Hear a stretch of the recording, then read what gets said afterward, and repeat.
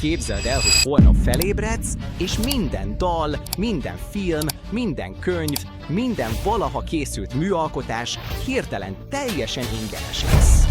Szabadon másolható, szabadon eladható, szabadon sajátodként feltüntethető. Úgy hangzik, mint egy utópiai, lásd? Mi lenne, ha a szerzői jogi törvények egyszerűen nem léteznének? Nem lennének szabadalmak a zenére, nem lenne tulajdonjog a történetekre. Semmilyen jogi védelem nem illetné meg azt, amit bárki valaha alkotott. A legtöbben ezt hallva azt gondolják, szuper, örökké ingyenes Netflix. De a valóság ennél sokkal sötétebb, sokkal furcsább és sokkal lenyűgözőbb. Mert amikor a kreativitásnak nincs védelme, akkor valójában nem szabadság születik, hanem valami egészen más, amire senki sem számított. Maradj velünk, mert ez a forgatókönyv olyan irányokba visz, amelyek örökre megváltoztatják, ahogyan a művészetről, a pénzről és magáról az emberi természetről gondolkodsz. Az első dolog, ami összeomlik, nem az, amire számítanál. Nem a művészet, nem a zene, nem a filmek, hanem a mögöttük álló pénz. Abban a pillanatban, hogy eltűnik a szerzői jog, az egész gazdasági motor, ami a kreatív munkát finanszírozza, szinte azonnal leáll. Gondolj csak bele így. A szerzői jogi törvény tulajdonképpen egy ígéret. Azt mondja, hogy te hoztál létre valamit. Egy meghatározott ideig te irányítod, eladhatod, hosznot húzhatsz belőle. Ha ezt az ígéretet eltávolítod, akkor eltűnik a motiváció is, hogy bárki komoly pénzt fektessen kreatív projektekbe. Egy nagy filmstúdió nem azért költ $200 millió egy filmre, mert szereti a történetmesélést. Azért költik el ezt a pénzt, mert a szerzői jogi törvény garantálja, hogy visszakaphatják a befektetésüket azáltal, hogy ők irányítják, ki terjesztheti a művet. Szerzői jog nélkül bármelyik versenytárs legálisan lemásolhatja azt a filmet abban a pillanatban, ahogy megjelenik, lenyomhatja az árat nullára, és a stúdió semmit sem kap. Szóval egy szerzői jog nélküli világ első óráiban az első telefonhívásokat a stúdióvezetők, lemezkiadók vezérigazgatói és könyvkiadók jogászai bonyolítják le, mind ugyanazt a rémisztő kérdést téve fel. Miért fektetünk még mindig ebbe? A globális kreatív gazdaság évente több mint $2,25 billió ér, ami olyan országok GDP-jével suf egyenértékű, mint Olaszország, Oroszország vagy Kanada, ezek a világ 10 legnagyobb gazdasága közé tartoznak.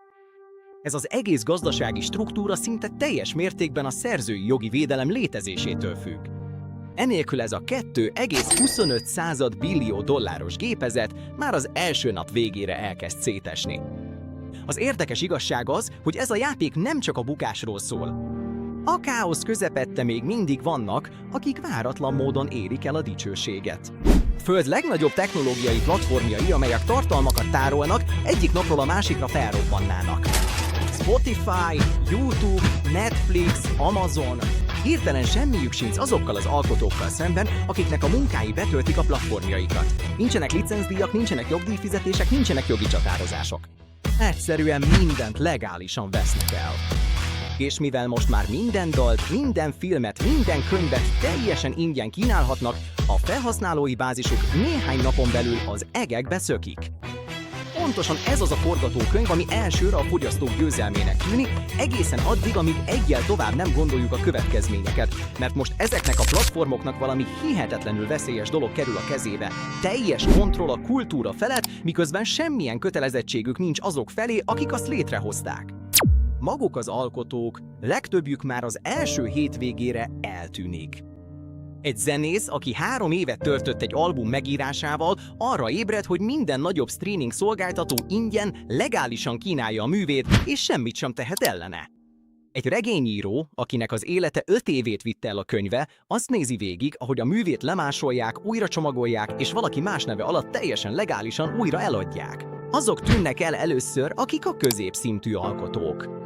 Nem a hatalmas szupersztárok, rájuk mindjárt kitérünk, és nem is azok a hobbisták, akik pusztán szenvedélyből alkotnak. Elsőként a kreatív szakma középosztálya tűnik el. Na, az megy. A dolgozó zenészek, a független írók, a forgatókönyvírók, a fotósok. Néhány héten belül a kreatív munkaerő, ahogy eddig ismertük, lényegében megszűnik létezni, mint hivatás. Most talán azt gondolod, de hiszen az emberek évezredeken át alkottak művészetet a szerzői jogok létezése előtt is. A művészek túlélték. És igazad van. pont itt jön a meglepő fordulat, mert a történelem valójában mást mutat, és ez elég kényelmetlen. Modern szerzői jogok előtt a művészek támogatásának uralkodó modellje a mecénás rendszer volt. Gazdag magánszemélyek, kormányok vagy vallási intézmények közvetlenül finanszírozták a művészeket, cserébe kizárólagos hozzáférésért vagy nyilvános presztízsért. Michelangelo nem volt a Sixtus kápolna tulajdonosa. Második Gyula pápa rendelte meg. Michelangelo lényegében egy felbérelt munkás volt. Mozart, aki talán a valaha élt legnagyobb zenei géniusznak tartanak, 35 évesen halt meg pénz nélkül egy olyan világban, ahol a zeneszerzőket semmilyen szerzői jog nem védte. Bach egész pályafutása során olyan zenét írt, amelynek tulajdonosa az egyház vagy a helyi nemesség volt. Az a művészeti aranykor, amelyet sokan idealizálnak, valójában egy olyan korszak volt, amikor a művészek szinte kivétel nélkül hatalmas mecénásoktól függtek, és szinte semmilyen gazdasági önállóságuk nem volt. Szerzői jog nélkül nem találnánk menedéket az alkotásban. Ehelyett az emberiség egy olyan valóságba süllyedne, ahol a művészet csupán a leggazdagabbak játszótere. Ez egy olyan rendszer volt, ahol a hatalmas intézmények döntötték el, mi készülhet el, mit láthatnak az emberek, és mi marad meg az emlékezetben. És ez elvezet minket valamihez, amiről eddig még nem beszéltünk. Ha ezt valóban lenyűgözőnek találod, és szerintünk igen, akkor most van itt a tökéletes pillanat, hogy feliratkozz a csatornára, és nyomd meg a harangikont is. Minden héten pontosan ilyen forgatókönyveket vizsgálunk, valódi tudományra és történelemre alapozva, nem találgatásokra. Na, hol is tartottunk? Egy szerzői jog nélküli világ nem csak a kreativitás gazdasági oldalát alakítja át. Hónapok és évek alatt magát a kultúrát is alapjaiban formálja át. Íme mi történik hosszú távon, és ez az a rész, ahol minden a lehető legjobb értelemben teljesen kisiklik. Szerzői jogi védelem nélkül megszűnik létezni bármilyen alkotás végleges változatának fogalma. Jelenleg, amikor meghallgatsz egy dalt, van egy hivatalos verzió, egy mesterfelvétel, egy kanonikus kiadás. Egy szerzői jog nélküli világban, abban a pillanatban, hogy egy mű megjelenik, azonnal elkezd szétaprózódni 100, majd 1000 versengő változatra. A művészektől a technológiai vállalatokig mindenki versenybe száll, hogy minden kulturális alkotást átalakítson, újra strukturáljon és újra csomagoljon kereskedelmi célok érdekében. Elsőre ez fantasztikusan hangzik. Végtelen remixek, végtelen értelmezések, teljes alkotói szabadság. De valójában ez történik, és van egy valós példánk is, ami ezt tökéletesen bemutatja. Az Egyesült Államokban, mielőtt az 1831-es szerzői jogi törvény kiterjesztette volna a védelmet a könyvekre, az amerikai kiadók rutinszerűen újra nyomtatták a brit regényeket, anélkül, hogy a szerzőknek bármit is fizettek volna. Charles Dickens, a történelem egyik leghíresebb írója, szinte semmennyi pénzt nem keresett könyvei amerikai eladásaiból, annak ellenére, hogy ott is óriási népszerűségnek örvendett. 1842-ben kifejezetten azért utazott Amerikába, hogy az országok közötti szerzőjogi védelemért érveljen, és rendkívül dühös volt. A műveit mindenhol árulták, mindenhol híres volt, de szinte sehol sem kapott érte fizetést.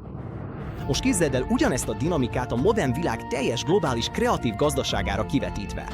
Minden jelentősebb dalt, amit egy független előadó kiad, azonnal lemásolják nagyobb vállalatok, amelyek jobb terjesztési hálózattal rendelkeznek.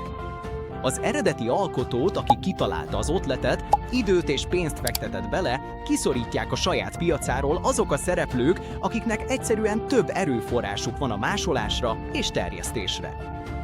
Ezért van az, hogy hosszú távon egy szerzői jog nélküli világ nem eredményez több kreativitást. A szabadalmi oltalommal foglalkozó tanulmányok, amelyek hasonlóan működnek, mint a szerzői jogok, de a találmányok esetében következetesen azt mutatják, hogy a szellemi tulajdon védelmének megszüntetése nem növeli az innovációt.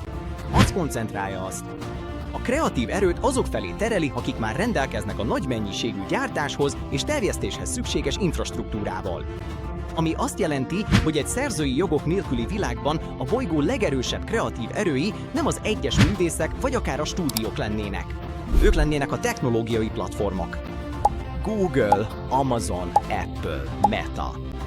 Ezek a cégek már most is rendelkeznek a szerverekkel, az algoritmusokkal, a terjesztési hálózatokkal és a felhasználói bázissal. Ha a szerzőjog nem kényszerítené őket arra, hogy fizessenek az alkotóknak, akkor nem csak, hogy otthont adnának a kultúrának, hanem birtokolnák is azt. Minden dal, minden történet, minden film, minden kép. Nem jogilag birtokolnák, hanem gyakorlatilag, mert ők irányítanák, hogyan jut el az emberekhez. És itt jön a lélegzet elállító hosszú távú valóság.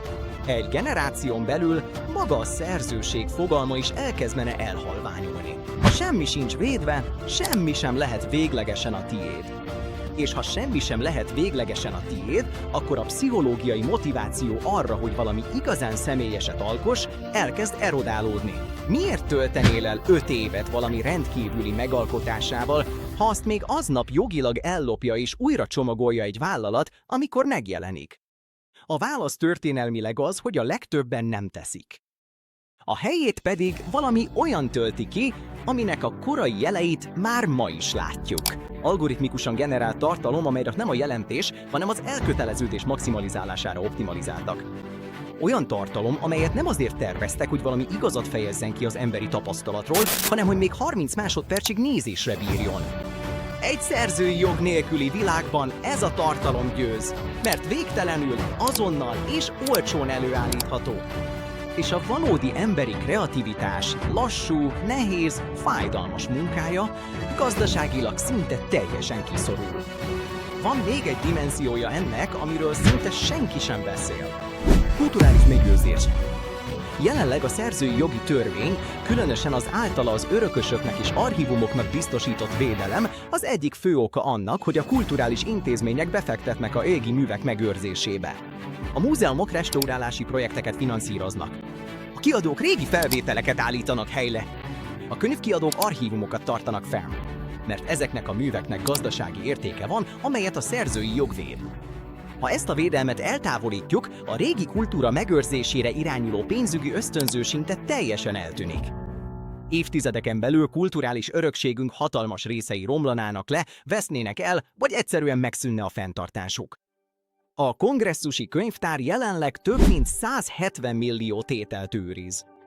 Ezeknek a tételeknek a jelentős részét azért őrzik meg, mert védett státuszuk intézményi és gazdasági értéket ad nekik.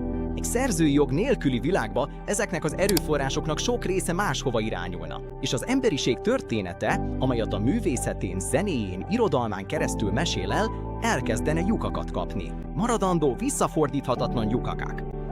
Szóval ez a forgatókönyv valójában ezt tárja fel. A szerzői jog nem csupán jogi technikalitás vagy egy eszköz a vállalatok számára, hogy pénzt keressenek, már kétségtelenül az is.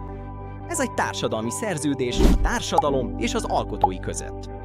Azt mondja, adunk neked egy korlátozott monopóliumot a művedre, cserébe pedig vállalod a kockázatot, hogy megalkotod azt. Ha ezt a szerződést eltávolítod, nem a kreativitás szabadított fel, hanem a tőke nyers erejét engedett szabadjára. És a tőke, ha nem szabályozzák, nem finanszírozza a művészetet, hanem felemész kioszk. Emlékezz, honnan indultunk. Az ötlet, hogy egy olyan világra ébredünk, ahol minden ingyen van. Most már végigjártuk ezt a világot, és tudjuk, mennyibe is kerül valójában az ingyenesség. Azoknak kerül sokba, akik alkotnak. Az eltérő hangok sokszínűségébe kerül. Az emberiség kulturális örökségébe kerül. Mi vagyunk az Ultravirus. Mi tesszük fel azokat a kérdéseket, amelyeket mások nem vesznek elég komolyan ahhoz, hogy válaszoljanak rájuk. Iratkozz fel, és a következő megszállottságot csak egy kattintásra van.